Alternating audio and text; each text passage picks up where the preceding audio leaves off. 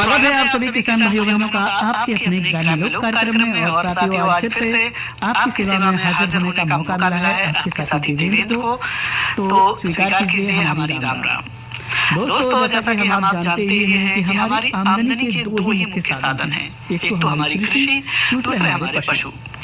और इनमें भी अब हमारा जोर ज्यादातर पशुपालन पर ही रहता है, क्योंकि देखिए खेती जो है वो लगातार कम होती चली जा रही है, जनसंख्या बढ़ती जा रही है। तो सीधी सी बात है कि हमारे पास जो संसाधन है वे तो कम पड़ेंगे ही। इसीलिए तो वैकल्पिक साधनों की ओर ध्यान देना जरूरी हो गया है। और जानते हैं साथियों, अपने पशुओं से भी हम अच्छा उत्पादन तब ले सकते हैं जब हमारे पशु स्वस्थ हों, तंदुरुस्त हों और वे कुपोषण का शिकार न हों।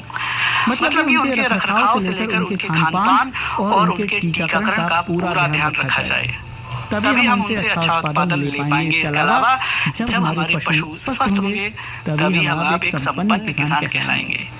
तो पशुओं में होने वाली कौन-कौन सी सामान्य बीमारियां हैं, कैसे हम इन बीमारियों से अपने पशुओं को बचा सकते हैं, इसके लिए क्या उपाय किए जाएं, इन बचाव के लिए हमें किन-किन बातों, किन-किन सावधानियों का ध्यान रखना चाहिए, इन्हीं तमाम तरह की बातों की जानकारी के लिए हम पहुंचे एक पशु चिकित्सालय में। और वहां जाकर हमने वहां के जो वरिष्ठ पशु चिकित्सक थे उनसे बात की। देखिए साथियों, हम आ चुके हैं पशु चिकित्सालय में और वहां आकर हमने बात की है। हमारे साथ हैं पशु चिकित्सा अधिकारी। और क्या नाम है सर आपका? मेरा नाम डॉक्टर दिलीप कुमार है, मैं नोडल अधिकारी हूँ। अच्छा सर, हमारे किसान भाइयों को जागरूकता के लिए ये बताइए कि सामान्यतः पशुओं में कौन कौन सी बीमारियां होती हैं? किसान भाइयों, इस समय सबसे बड़ी समस्या ये हो रही है कि अभी हमारा जो है गेहूं का कटाव हुआ है, उसका भूसा नया है। तो जो भी किसान भाई जो है नया भूसा खिला रहे हैं, उससे जो है गाय भैंसों में दस्त की समस्या लगातार आ रही है। और इसलिए मैं आपसे अनुरोध करता हूं कि आप लोग जो भी नया भूसा खिलाएं उसको पहले पानी में भिगो दें और एक पानी उसका निकाल दें। जब वो थोड़ा ठंडा हो जाए उसके बाद उस भूसे को आप खिलाइए पानी में डाल करके, जिससे कि उसकी गर्मी बाहर हो जाए और हमारे पशुओं को उसके पेट की कुछ समस्या का निदान हो सके। दूसरी बात ये है कि अगर नया भूसा खिला रहे हैं तो उसके पहले अगर आपने पशुओं को डिवार्मिंग करा दी, यानी पेट की कीड़ी की दवा दिलवा दें, तो आपके पशुओं में जो दस्त की बीमारी होती है वो नहीं होने पाएगी। अच्छा सर, इसके अलावा कौन कौन सी बीमारियां और होती है? इस समय जो कि मौसम बहुत गर्म है, कभी ठंडा हो रहा है, तो हमारे गाय भैंसों में कभी बुखार की समस्या ज्यादा आ रही है। आप लोग जो है धूप में रख रहे हैं या जा करके नहला दे रहे हैं धूप में, तो उससे तर गर्म की जो स्थिति होती है उस तरीके से हमारे गाय में बुखार आ जाता है। तो कोशिश करें कि अपने निकटस्थ जो पशु चिकित्सालय है वहाँ पे चले जाए या अपनी गाय भैंस को लेकर चले जाए, उनका टेम्परेचर चेक करा लें। अगर 102.5 से टेम्परेचर ज्यादा है तो उनको बुखार की दवा 1-2 दिन खिला दें, वो अपने आप नॉर्मल हो जाएंगे। लेकिन उनको दोपहर में नहलाए नहीं। आप नहलाने का जो समय आपका है गाय भैंसों का, वो सुबह सूर्य निकलने से पहले नहलाएं या सूर्यास्त होने के बाद नहलाएं, जिससे कि पशुओं में सर्दी गर्मी का एहसास न हो। इसके अलावा सर वैक्सीनेशन भी बहुत जरूरी होता है, टीकाकरण कह लीजिए। तो पशुओं में टीकाकरण हमें क्यों करवाना चाहिए? किसान भाइयों, अभी हमारे यहाँ अभी फरवरी में खुरपका मुपका का टीकाकरण हो चुका है और अब जो है हमारे यहाँ गला घोटू का टीकाकरण होने के लिए शुरुआत होगी। तो हम सभी किसान भाइयों से ये अनुरोध करते हैं कि आप लोग टीकाकरण प्रॉपर जरूर कराएं। अपने सारे जितने भी आपके गौवंश या महेश वंश है, गाय है, भैंस है, सबको टीकाकरण कराएं, जिससे कि अगर ये ऐसी बीमारियां हैं कि अगर एक गाय या भैंस से फैलेगी तो दूसरे में भी फैल सकती है। तो कोशिश करें कि जितने भी गौवंश आपके हैं उनको टीकाकरण जरूर कराएं, जिससे कि इस बीमारी से बचा जा सके। गला घोटू बीमारी बहुत ही खतरनाक है और उसमें गाय भैंसों का बचना बहुत मुश्किल होता है। अच्छा सर, ये टीकाकरण का कोई शुल्क लगता है क्या? नहीं, हमारे यहाँ शुल्क कोई नहीं है। आप अपना आधार कार्ड देंगे और जो भी हमारे यहाँ से जाएंगे लगाने के लिए आपका नाम नोट करेंगे, पता नोट करेंगे, आधार कार्ड नंबर नोट करेंगे और आपको कोई भी शुल्क जमा नहीं करना है। अच्छा सर, ये टीकाकरण में बहुत से किसान भाई असमंजस में रहते हैं। वैसे तो हमारे यहाँ जितने भी टीकाकरण के लिए जाते हैं वो आपसे जरूर पूछते हैं कि आपकी गाय भैंस गाभिन है कि नहीं है। अगर उनको लगता है कि 6 महीने से ऊपर की गाभिन है तो वो उसको टीकाकरण नहीं करते हैं, बाकी नीचे वालों को कर देते हैं। तो ये जरूर बता दें, क्योंकि हमारे यहाँ पूछते भी हैं लगातार, जो भी हमारे कर्मचारी जाते हैं टीकाकरण करने वो पूछ लेते हैं। और उसमें लिखा होता है कितने माह की गाभिन है तो उसको छोड़ना है और जितने से कम है तो लगाना है, तो वो आपको प्रॉपर बताएंगे और टीकाकरण करते हैं। अच्छा सर, ये कब इनका टीकाकरण होता है? एक तो हमारे जो खुरपका मुपका टीकाकरण होता है वो तो एक दिवाली से पहले हो जाता है और एक होली के बाद होता है। लेकिन अभी हम टीकाकरण कर चुके हैं FMD का, फरवरी में हमारा खुरपका हो चुका है। तो अब हम जब भी करेंगे तो जुलाई के बाद ही इसका टीकाकरण। अच्छा सर, इसका गाँव जाकर होता है कि हमें पशु चिकित्सालय में लाना पड़ता है? नहीं, टीम बनती है, उस टीम के अकॉर्डिंग हर गाँव में लोग जाते हैं और हर गाँव में टीका लगाते हैं और उसका रजिस्टर मेंटेन करते हैं। अच्छा सर, एक चीज़ और पूछना चाहते हैं, जैसे कुछ लक्षण कैसे पता चलेगा कि हमारा ये पशु जो है अस्वस्थ हो चुका है? देखिए, पशुओं में अस्वस्थ होना इसका जैसे कि अगर उसको बुखार आ रहा है तो उसके जो नाक होता है उस पर पहले तो नमी रहती है और जैसे ही बुखार आता है उसकी नमी खत्म हो जाती है और रौद करना बंद कर देता है, तो आप समझिए कि आपका पशु अस्वस्थ है। या कभी कभी क्या होता है कि आपके पशु गोबर जब करते हैं तो उसमें आग की समस्या आती है, पेट फूलता है, तो आप समझिए कि आपके पशु का प्रॉपर डाइजेशन नहीं हो रहा है, यानी कोई ना कोई समस्या आपके पशु में। तो आप तुरंत अपने जो निकट पशु चिकित्सालय वहाँ के चिकित्सक को दिखाएं और आप उनसे प्रेस्क्रिप्शन। अच्छा, एक चीज़ और पूछना है सर कि जैसे कोई बीमार पशु है उसका दूध प्रयोग में लेना चाहिए कि नहीं लेना चाहिए? बिल्कुल लेना चाहिए।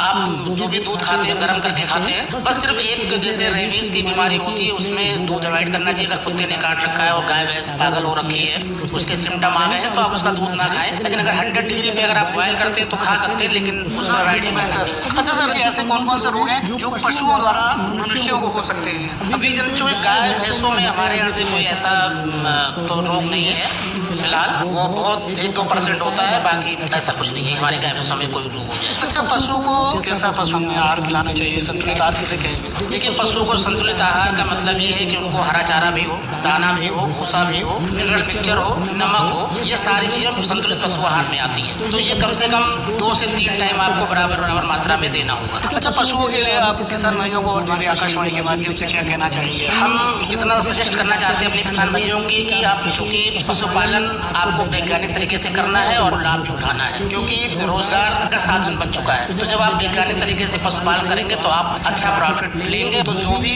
जैसे 3 चीज़ें होती हैं, फीडिंग यानी खान पान की व्यवस्था, ब्रीडिंग यानी कि उनका प्रजनन की व्यवस्था और मैनेजमेंट यानी सुख सुविधाएं, उनकी जो सुविधा का रखाव, अगर आप ये 3 चीज़ अच्छे से करते हैं तो आप निश्चित ही अच्छा पैसा अपने पशुपालन से कमा सकते हैं। उसके लिए आप फीडिंग का मतलब हमने बताया खान पान की व्यवस्था। अच्छा सर, एक चीज़ मैं आपको पशुओं को मैंने देखा ज़्यादातर मिट्टी चाटते हैं लोग, तो ये नमक की कमी नहीं, अगर आपका पशु मिट्टी चाटता है तो इसका मतलब उसके अंदर कीड़े हैं पेट में। तो हम ये कहना चाहते हैं किसान भाइयों से कि आप हर 3 महीने में, चाहे आपका पशु गर्भित हो या नहीं गर्भित हो, उसको कीड़े की दवा जरूर खिलाएं। क्योंकि कीड़े की दवा 2 प्रकार से आती है, एक जो पशु गाभिन है उसके लिए भी आती है और जो गाभिन नहीं उसके लिए भी आती है। तो अपने पशु चिकित्सक सलाह लेकर के हर 3 महीने बाद उसको कीड़े की दवा जरूर दें, जिससे कि आपका पशु मिट्टी ना चाटे। दूसरी बात प्रजनन। हाँ, प्रजनन के लिए मैं ये कहूँगा कि जब भी आपका पशु 2 से 2.5 साल का हो और जब हीट में आए प्रॉपर, तो पहला हीट आप छोड़ दें, उसके सेकंड हीट में आप जो है उसको देखते रहें कि कितने बजे हीट में आया है। जनरली क्या होता है कि हमारे जो पशु हैं रात के 3-4 के आसपास हीट में आते हैं, तो कम से कम 10-12 घंटे उनको छोड़ दें, उसके बाद ही उनका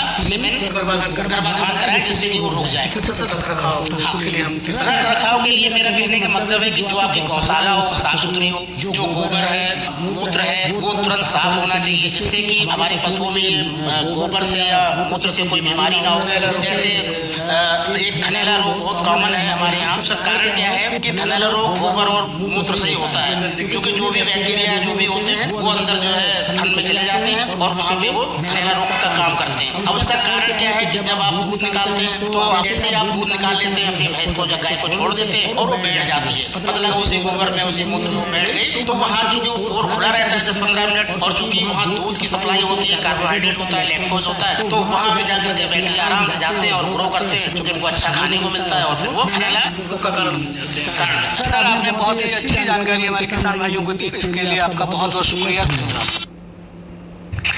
सभी पशु चिकित्सक डॉक्टर दिलीप कुमार ने पशुओं में होने वाली सामान्य बीमारियों से बचाव के विषय में जो महत्वपूर्ण जानकारी दी। उम्मीद है हम आप उनके द्वारा दी गई जानकारी पर जरूर अमल करेंगे, जिससे कि हमारे पशु न केवल स्वस्थ रहें बल्कि हम आप उनसे लंबे समय तक अच्छा उत्पादन लेते रहें। 5 गोली ये खिलाओ। डिवार्मिंग वेट के हिसाब से दी जाती है, 45 से एबव है तो 5 गोली दे दो, एक साथ दे देना। ठीक। और 10 ml दोनों पिलाओ, ठीक है। ये हैपामोस्ट और एप्टी फास्ट दोनों ही रखेंगे डॉक्टर। तो पिलाओ 10 ml दो, जिससे भूख लगे। भी हैपामोस्ट भी होगी। हाँ, दोनों ही रखते हैं। तो एक डिवार्मिंग करा के कल जरूर ले आना। कल ले आए। हाँ, कल पता चले कि क्या बोतल तो लगवा दी। आज ही खिला दें। ये आज ही खिला देंगे वो। दे दो 500 रुपये।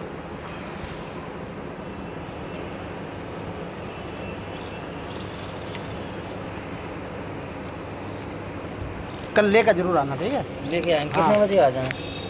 9 बजे के बाद 2 बजे तक कभी भी आ जाओ, ठीक है? नमस्ते।